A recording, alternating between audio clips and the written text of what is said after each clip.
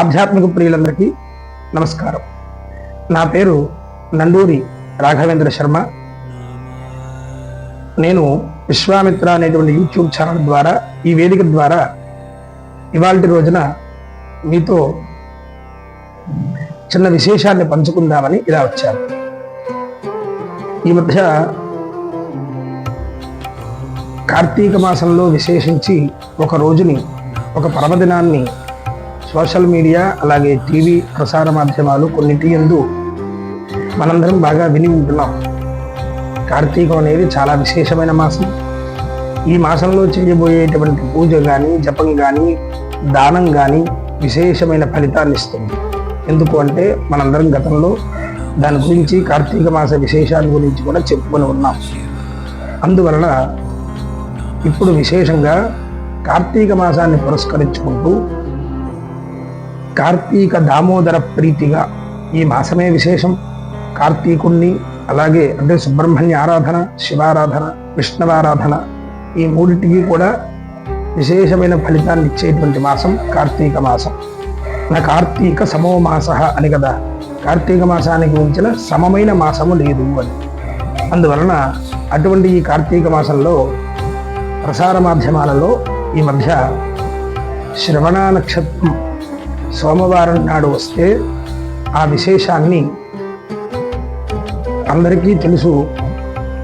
శ్రవణ నక్షత్రం సోమవారం నాడు కార్తీక మాసంలో వస్తే మాత్రమే దానిని కోటి సోమవారం అని చెప్పి ఆ రోజు విశేషాన్ని చెబుతారు.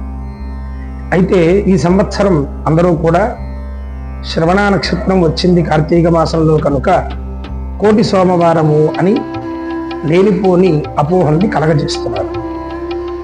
మీరు గమనించినట్లయితే శ్రవణ నక్షత్రం అనేది సోమవారం నాడు రాలేదు. ఇవాల్టి రోజున అనగా 29వ తారీఖు అక్టోబరు 2025 ఇవాల్టి రోజున సుమారుగా మధ్యాహ్నం నుండి శ్రవణ నక్షత్రం మొదలై రేపటి వరకు ఉన్నది. అంటే ఇవాళ వారం వచ్చి ఇవాళ బుధవారం, రేపు గురువారం. అంటే సోమవారం నాడు శ్రవణ నక్షత్రం కార్తీక మాసమందు వస్తే మాత్రమే ఆ వ్రతాన్ని స్వీకరించాలి. ఇది ఆస్తికులందరూ కూడా గమనించగలరు. అందువలన ఇటువంటి లేనిపోని అపోహలు మనందరికీ కలగజేసి శ్రవణ నక్షత్రం కార్తీకంలో వస్తే ఆ రోజున విశేషంగా ఈ కోటి సోమవారం అనేటువంటి ఒక అపోహను కలగజేసి లోకంలో వదులుతున్నారు. కాస్త అందరూ గమనించి ఈ వ్రతాన్ని ఆచరించాలి. కానీ ఏనాడైతే కార్తీకంలో సోమవారం నాడు శ్రవణ నక్షత్రం వస్తుందో ఆనాడు శివార్చన విశేషమైన కోటి రెట్ల ఫలితాన్ని ఇస్తుంది అని శాస్త్రవచనం. అది పట్టుకుని కార్తీకంలో వచ్చింది కదా అని ఇలా చెబుతున్నారు. దయచేసి ఆస్తికులందరూ గమనించి, ఈ సంవత్సరం అటువంటిది కార్తీక మాసంలో రాలేదు కనుక మామూలుగా శివారాధన చేసినా మనకు అదే పుణ్యం వస్తుంది. అయితే మనస్సు ఏకాగ్రంగా పరమేశ్వరుడు చింతన చేస్తూ, మనస్సుతో కూడా చింతన చేయాలి. అభిషేకం అంటే కేవలం చేతులతో చేసేదే కాదు, కళ్ళతో చూస్తూ అభిషేకం చేయవచ్చు.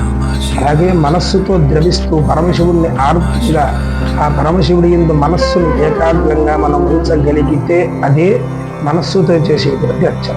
చేతులతో చేస్తున్న అర్చన వేరు, మనస్సుతో చేసే అర్చనకి అలవాటు పడాలి. శంకర భగవత్పాదుల వారు మనందరికీ చెప్పారు, ఆత్మాత్మం గిరిజామతి సహచర ప్రాణా శరీరం గృహం. మనందరం కదిలే రోజు ఉంటుంది, కదలని రోజు ఉంటుంది. వయస్సు మరలి శరీరం కదలని సమయం వస్తే ఇంతవరకు శరీరం కదిలినప్పుడు చేసిన అర్చనాదులన్నీ కూడా తలంచుకుంటూ, పరమశివ వైభవాన్ని తలంచుకుంటూ కదలని ఈ శరీరంతో, మనస్సు కదులుతోంది కదా, శరీరం కదలకపోయినా ఆ మనస్సుతో మనం ఈశ్వరార్చన చేయాలి. అంతే తప్ప అర్చన చేయడం మానరాదు. అటువంటి ఈ శివార్చన ప్రతి నిత్యము శివార్చన చేయనిదే మనం భోజనం చేయరాదు. ఇంటిలో కనీసం ఈశ్వరుడికి నివేదన చేయకుండా అన్నం తినరాదు. అలా తిన్నప్పుడు ఆ అన్న పదార్థంగా ఈ శరీరాన్ని ఇబ్బంది పెడుతుంది. ఈశ్వరుడికి నివేదన పెడితే ప్రసాదమై ఈ శరీరానికి ఆరోగ్యాన్ని ఇస్తుంది. ఇదందరూ గమనించగలరు. శివారాధన అందరూ చేసి ఈ కార్తీక మాసంలో కేవలం కోటి సోమవారం అనేటువంటి వ్రత విషయం కోసమే శివార్చన కాదు కనుక అందరూ కూడా ఈ వ్రతం, ఈ ఈ సంవత్సరం మాత్రం రాలేదు అనేది కూడా గుర్తుంచుకుంటూ తప్పకుండా అందరూ కూడా ఈ యొక్క కార్తీక మాసాన్ని వినియోగించుకొని జపము తపము అంటే రుద్ర జపం చేయవచ్చు, ఈశ్వర నామం జపం చేయవచ్చు. సర్వులు కూడా ఈశ్వర అర్చన చేసి ధరించి ఆ కార్తీక దామోదరుడు అనుగ్రహాన్ని పొందగలరని, శివ సాన్నిధ్యాన్ని ఉండేటువంటి పథాన్ని ఈ శరీరంతోనే మనం వేసుకోవాలి. శివార్చన ఫలితం ఎటువంటిది అంటే కర్మలు ఏవైనా సరే శివార్చన మొదలు పెట్టనంత వరకే మనల్ని బాధపెడతాయి. శివార్చన మొదలుపెట్టి మన అర్చనా ఫలితం పెంచుకునే కొద్దీ కర్మ బంధాలు తొలగిపోతాయి, కర్మ ఫలితాలు తొలగిపోతాయి. అందుచేత ఈశ్వరార్చన అందరూ చేసి ఈశ్వరార్చన పెంచుకుని ఈశ్వరోపాసన ద్వారా మనందరం శాశ్వత వైకుంఠాన్ని పొందేటువంటి పథాన్ని ఈ శరీరంతోనే ఏర్పరచుకోవాలి. ప్రతి ఒక్కరూ కూడా ఇది గమనించుకొని ఈ కార్తీక మాసాన్ని వినియోగించుకుంటారని మరొక్కసారి చెబుతూ, దయచేసి ఈ యొక్క వీడియోని లైక్ చేసి షేర్ చేసి ఈ యొక్క స్పందనని కామెంట్ ద్వారా తెలియజేసి ఈ యొక్క వీడియోని ఆదరిస్తారని కోరుకుంటూ, నేను మీ నండూరి రాఘవేంద్ర శర్మ. నమస్కారం.